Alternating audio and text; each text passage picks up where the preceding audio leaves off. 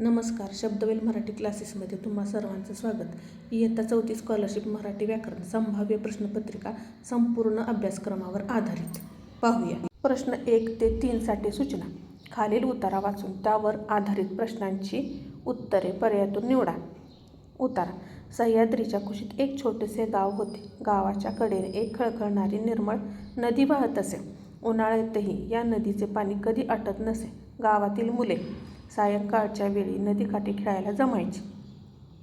निसर्गाच्या या सानिध्यामुळे गावातील वातावरण नेहमी प्रसन्न आणि उत्साही असायचे. प्रश्न बघूया आता. 1. गावाच्या कडेने काय वाहत होते? पर्याय. 1 ओढा, 2 कालवा, 3 नदी, 4 धबधबा. सुरुवातीलाच आपल्याला दिलेलं 1 खळखळणारी निर्मळ नदी. पर्याय क्रमांक काय आहे? 3 नदी. गावाच्या कडेने काय वाहत होते? तर नदी वाहत होती. प्रश्न 2. मुले नदीकाठी खेळायला कधी जमायची? पर्याय पाहूया. 1 सकाळी, 2 दुपारी, 3 रात्री, 4 सायंकाळी. मुले सायंकाळच्या वेळी, इथं वाक्यच दिले बघा, मुले सायंकाळच्या वेळी नदीकाठी खेळायला जमायची. पर्याय क्रमांक 4 हे उत्तर आहे. प्रश्न 3. नेहमी प्रसन्न असण्याचे कारण काय? पर्याय. 1 मोठी बाजारपेठ होती, निसर्गाचे सानिध्य होते, 3 खूप पाऊस होता, की 4 पक्की घरे होती. नेहमी प्रसन्न असण्याचे कारण निसर्गाच्या या सानिध्यामुळे गावातील वातावरण कसे असायचे? नेहमी उत्साही असायचे. पर्याय क्रमांक 2 हे उत्तर आहे. प्रश्न 4 व 5 साठी सूचना. खालील कविता वाचून प्रश्नांची उत्तरे द्या. कविता. एरे एरे पावसा तुला देतो पैसा, पैसा झाला खोटा, पाऊस आला मोठा. गडगड करी ढग, विजांचा हा लखलखाट, रानोमाळी झाली आता पाण्याची ग खळखळ, धरती झाली हिरवीगार, सुटला गारगार वारा. प्रश्न बघूया. ढग कसा आवाज करत आहे? पर्याय. 1 कडकड, 2 गडगड, 3 धडधड, 4 झुळझुळ. इथं आपल्याला दिलेलंच आहे की गडगड करी ढग. पर्याय क्रमांक 2 हे उत्तर आहे. ढगांचा आवाज कसा आहे? गडगड. प्रश्न 5. वारा कसा सुटला आहे? 1 उष्ण, 2 मंद, 3 गारगार, 4 जोरात. तर वारा कसा सुटला आहे? सुटला गारगार वारा. पर्याय क्रमांक 3 गारगार वारा, गारगार सुटला आहे. प्रश्न 6. नदी या शब्दाचा समानार्थी शब्द कोणता? पर्याय बघूया. 1 सरिता, 2 सागर, 3 अर्णव, 4 जलधी. नदी या शब्दाचा समानार्थी शब्द आहे पर्याय क्रमांक 1 सरिता. सागर, अर्णव आणि जलधी हे समुद्राचे समानार्थी शब्द आहेत. प्रश्न 7. शूर या शब्दाचा विरुद्धार्थी शब्द ओळखा. पर्याय. 1 धाडसी, 2 भित्रा, 3 पराक्रमी, 4 बलवान. शूर या शब्दाचा विरुद्धार्थी शब्द आहे भित्रा. धाडसी, पराक्रमी, बलवान हे शूर या शब्दाचे समानार्थी शब्द आहेत. प्रश्न 8. कळप हा समूहदर्शक शब्द कोणासाठी वापरला जातो? 1 पक्ष्यांचा, 2 फुलांचा, 3 हरणांचा, 4 द्राक्षांचा. कळप हा कोणाचा असतो? तर हरणांच्या समूहाला कळप असे म्हणतात. तसेच गाईगुरांचाही कळप असतो. पक्ष्यांचा काय असतो? थवा असतो. फुलांचा गुच्छ किंवा झुपका असतो. द्राक्षांचा काय असतो? घड किंवा घोस. पर्याय क्रमांक 3 हे उत्तर आहे. प्रश्न 9. विटांचा काय असतो? पर्याय. 1 ढीग, 2 थप्पी, 3 संच, 4 रास. विटांचा काय असतो? विटांची काय असते? थप्पी असते. विटा एकावर एक रचल्या की त्याला थप्पी म्हणतात. धान्याचा काय असतो? ढीग. पुस्तकांचा संच. प्रश्न 10. खालीलपैकी चुकीची जोडी ओळखा. पर्याय. 1 वाघ डरकाळे, 2 हत्ती चित्कार, 3 साप फुटकार, 4 घोडा हंबरणे. चुकीची जोडी काय? पर्याय क्रमांक 4 घोडा हंबरणे. वाघाची डरकाळी बरोबर आहे, हत्तीचा चित्कार पण बरोबर आहे, सापाचा फुटकार पण बरोबर आहे. पर्याय क्रमांक 4 ही चुकीची जोडी आहे. घोड्याचे काय असते? तर खिंकाळतो. प्रश्न 11. कावळा या शब्दाचे स्त्रीलिंगी रूप काय होईल? पर्याय. 1 कावळी, 2 कावळीन, 3 कावळी, 4 कावळा. तर मराठीत काही शब्दांचे लिंग काय होते? बदलत नाही. म्हणून पर्याय क्रमांक 4 हेच योग्य उत्तर आहे. प्रश्न 12. गहर या शब्दाचे अनेक वचन काय? 1 घरे, 2 घरा, 3 घरांना, 4 घरं. तर घर हे काय आहे? नपुसकलिंगी नाम आहे. ते घर म्हणतो ना, मग त्याचे अनेक वचन काय होतं? घरे. पर्याय क्रमांक 1 हे उत्तर आहे. प्रश्न 13वा. मुले मैदानावर खेळतात. या वाक्यातील क्रियापद ओळखा. पर्याय 1 मुले, 2 मैदानावर, 3 खेळतात आणि 4 वर. क्रिया काय आहेत? खेळण्याची. पर्याय क्रमांक 3 काय? खेळतात हे उत्तर आहे. प्रश्न 14वा. शुद्ध अशुद्ध शब्द ओळखा.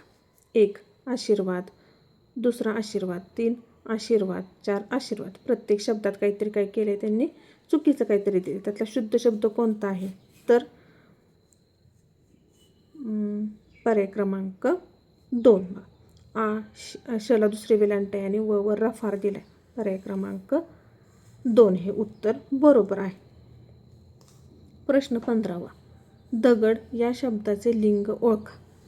1 पुल्लिंगी, 2 स्त्रीलिंगी, 3 नपुसकलिंगी, 4 उभयलिंगी. दगड कसा आहे?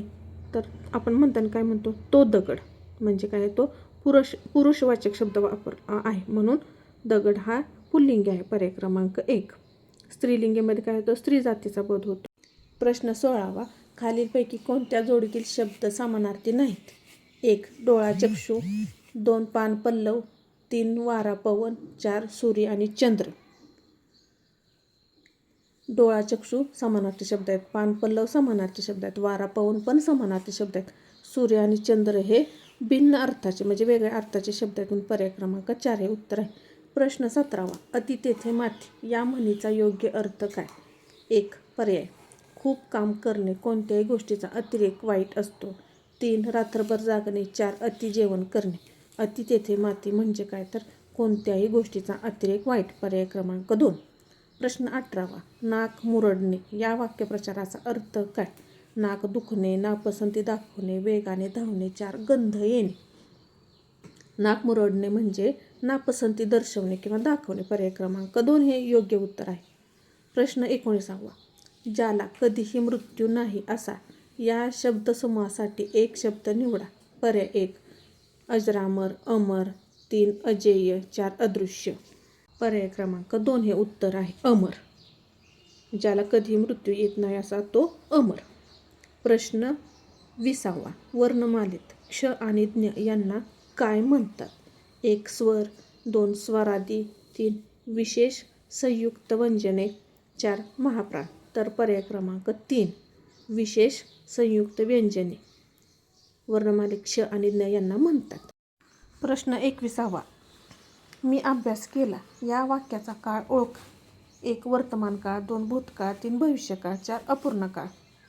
उत्तर आहे 2 भूतकाळ. क्रिया घडून गेल्याचे समजते. भविष्यात काय असतं? तर क्रिया होणार असते आणि वर्तमान काळात क्रिया चालू असते. पर्याय क्रमांक 2 हे उत्तर आहे. प्रश्न 22वा. अर्थपूर्ण शब्द तयार करा. क र त ल. पर्याय बघा. करलत, तलकर, कतलर, 4 करतल. इथं अर्थपूर्ण शब्द काय होतोय? तर करतल. करतल म्हणजे हस्ततल म्हणजे हाताचा तळ. पर्याय क्रमांक 4 हे उत्तर आहे. प्रश्न 23वा. पुढीलपैकी चुकीचा अर्थ असलेला वाक्यप्रचार ओळखा. 1 डोळे उघडणे, पश्चाताप होणे, 2 हात टेकणे, मदत करणे, 3 आभाळ फाटणे, मोठे संकट येणे, 4 पाय काढणे, निघून जाणे. चुकीचा अर्थ असलेला वाक्यप्रचार कोणता विचारला आपल्याला? तर उत्तर काय? हात टेकणे, मदत करणे ही चुकीचा अर्थ असलेला वाक्यप्रचार आहे. प्रश्न 24वा. विरामचिन्ह ओळखा. बापरे किती मोठा हा साप या वाक्यात शेवटी कोणते चिन्ह येईल? बापरे किती मोठा साप हा या वाक्यात शेवटी कोणते चिन्ह येईल? 1 स्वल्पविराम, 2 पूर्णविराम, 3 उद्गारवाचक चिन्ह, 4 प्रश्नचिन्ह. पर्याय क्रमांक 3 हे उत्तर आहे. उद्गारवाचक चिन्ह. कारण मनातील भावना इथं काय होतात? व्यक्त होत आहेत म्हणून. प्रश्न 25वा. साने गुरुजी यांनी कोणते पुस्तक लिहिले? पर्याय 1 श्यामची आई, 2 गोट्या, 3 फास्टर फेणी, 4 शाळा. साने गुरुजींचे प्रसिद्ध पुस्तक कोणते आहे तर श्यामची आई, पर्याय क्रमांक 1 हे उत्तर आहे. गोट्या हे कोणाचं आहे तर ना. ताम्हणकर यांनी लिहिले. फास्टर फेणे हे भा. रा. भागवत यांचं आहे आणि शाळा हे मिलिंद बोकील यांचं आहे. साने गुरुजींचं श्यामची आई, पर्याय क्रमांक 1 हे उत्तर आहे.